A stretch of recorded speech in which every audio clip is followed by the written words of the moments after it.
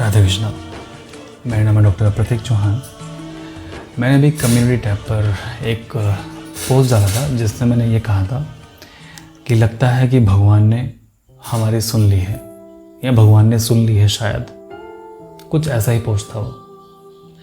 Randomly मेरे मन के अंदर कुछ ख्याल चल रहे थे, लोगों की इतनी दुख दर्द तकलीफ़ देख रहे थे क्लिनिक पर डेली, तो मन में ख्याल उठ रहे थे। लोग भी पूछते थे कि भगवान कहाँ है, भगवान कुछ क्यों नहीं करते। सभी लोग हमेशा यही बोल रहे हैं कि अगर किसी की मृत्यु अगर हो रही है तो सभी लोग बोल रहे हैं कि बस रहम करो, माफ़ करो। लेकिन क्या अपना दोष भगवान पर मरना ठीक रहेगा? आपने अभी तक प्रकृति को क्या दिया है? हम इंसानों ने अभी तक प्रकृति को क्या दिया है? अब जैसा हम दे रहे हैं प्रकृति को, वैसे ही प्रकृति हमें वापस लौटा रही है।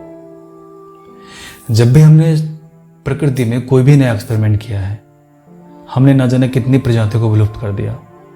84 लाख योनियां हैं धरती पर। हमने 84 लाख योनियों में से पता नहीं कितनी प्रजातियों को हम विलुप्त कर चुके हैं, केवल और केवल अपने जीभ के स्वाद की वजह से, अपने मनोरंजन की वजह से। मैंने अभी पिछले साल मैंने वीडियोस देखी थी कि जब मुर्गियों से जब कोई वायरस फैल रहा था, उसमें मुर्गियों को जिंदा जला दिया गया, मुर्गियों को जिंदा दफना दिया गया। हजारों लाखों मुर्गियों के ऊपर पेट्रोल छिड़का और उसमें आग लगा दी जिंदा मुर्गियों के ऊपर। ऐसे ही सुअरों के साथ किया गया। सुअरों के ऊपर एक गड्ढे में उनको दफनाया गया, एक गड्ढे को अंदर भरा गया हजारों सुअरों को, और उनके ऊपर उन जिंदों के ऊपर पेट्रोल छिड़का और आग लगा दी। हम क्या कर रहे हैं प्रकृति के साथ? क्या भगवान सिर्फ हमारा है? क्या इंसान ने भगवान को भी अपनी सेवा करने के लिए रखा हुआ है?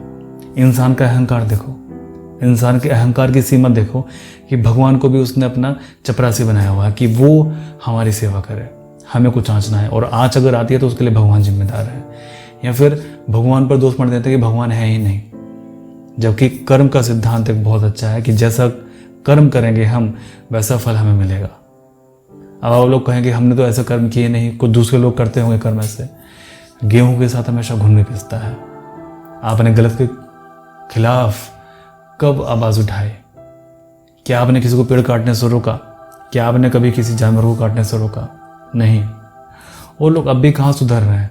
मैं अभी परसों ही न्यूज़ पढ़ रहा था कि हाथियों को मारने के लिए किसी कंट्री ने हाथियों को मारने के लिए 10,000 रुपये देने का इनाम दिया है। क्यों? क्योंकि पानी वहाँ कम हो गया तो इसलिए हाथियों को मारने वो।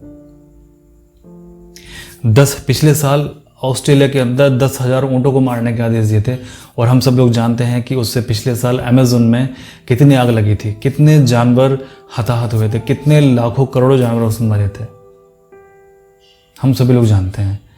तो क्या ये प्रकृति कुछ इशारा नहीं कर रही? क्या हम प्रकृति का इशारा नहीं समझ रहे हैं? हम नहीं समझ रहे हैं क्योंकि इंसान है, कुत्ते की दुम है, कभी सीधे नहीं होंगे।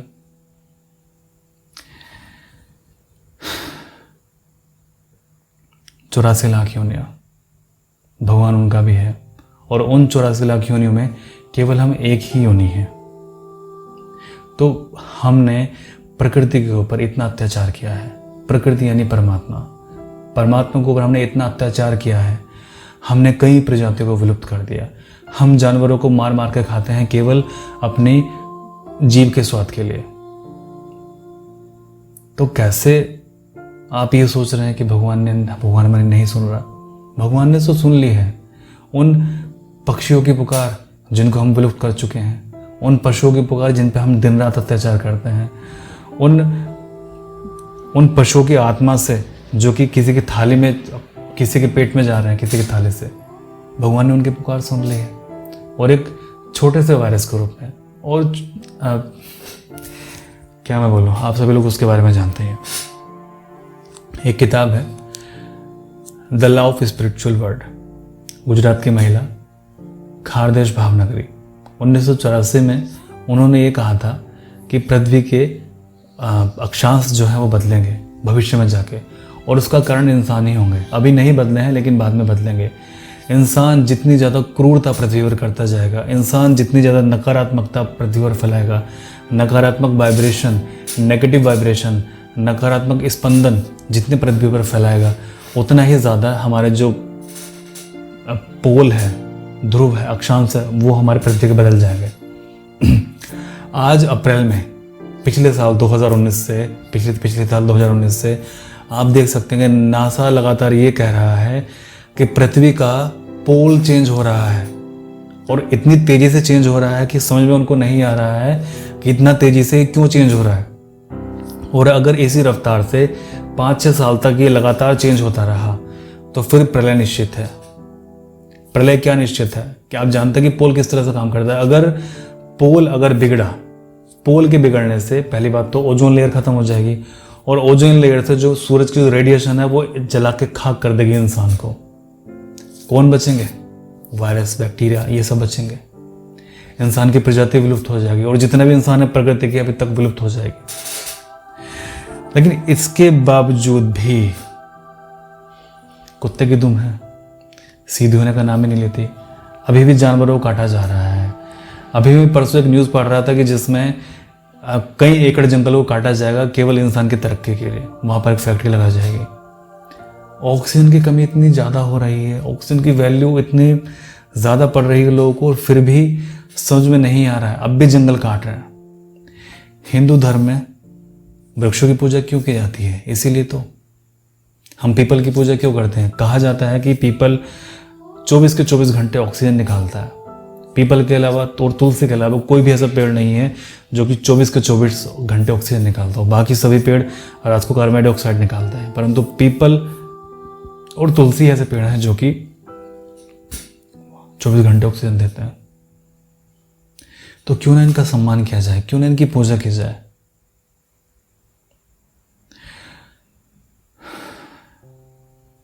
वो जो किताब थी, उस किताब की बात सच होती दिख रही है।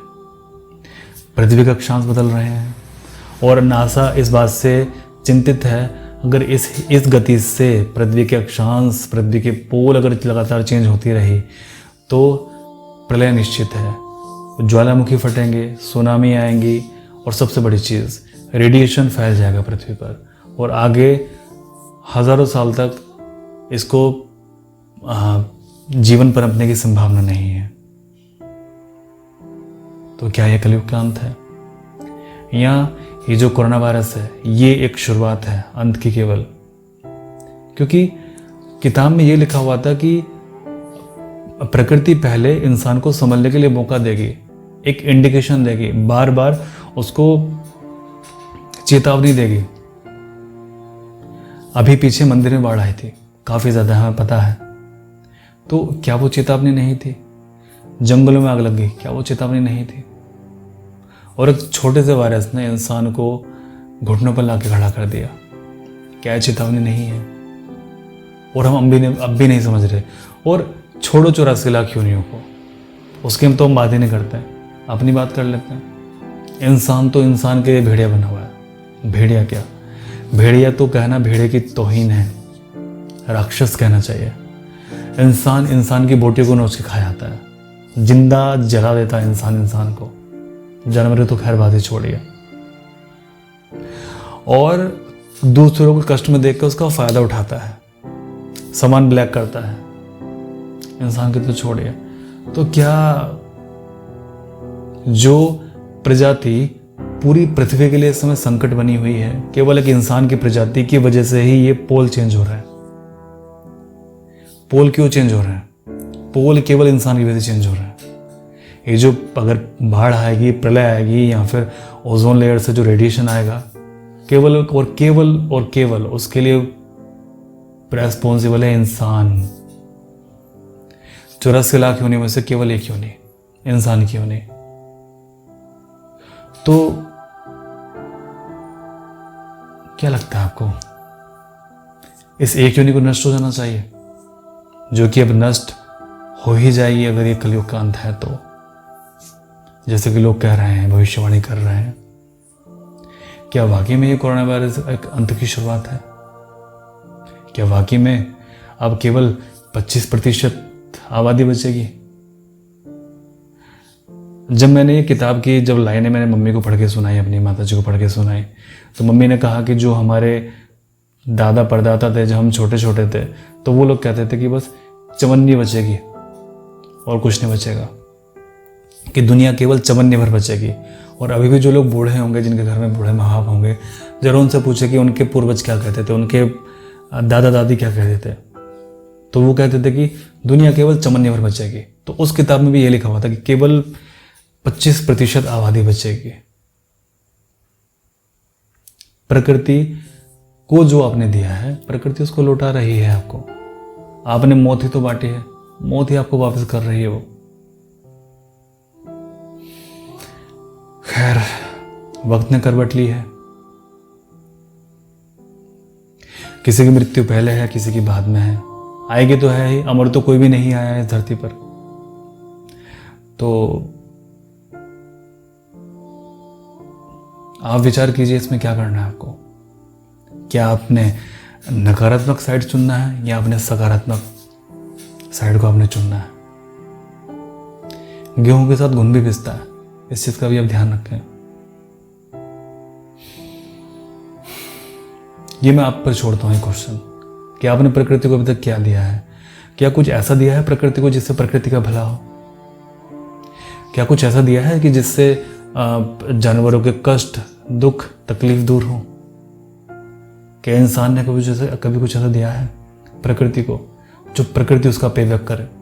समुद्र को आपने दूषित कर दिया, जहरीला बना दिया, पेड़ों को आपने काट दिया, इन जानवरों को आपने जिंदा जला दिया, जानवरों को आप खा रहे हो मार मार के, पेट को आपने अपना कब्रिस्तान बना लिया, एक मुर्दा चीज आप खा रहे हो, एक मुर्दा डेड बॉडी आप खा रहे हो। अब कोरोना वायरस आपको खा रहा है, आपके फेफड़े को खा रहा है, और ये एक शुरुआत है। तो भविष्यवाणी के अनुसार केवल 25% आबादी ही बचेगी। हो सकता है कि मैं और आप भी ना रहें। खैर, जैसे भी हो, हमें मंजूर है। ईश्वर जैसा करेंगे अच्छा ही करेंगे, परमात्मा सभी का भला करे।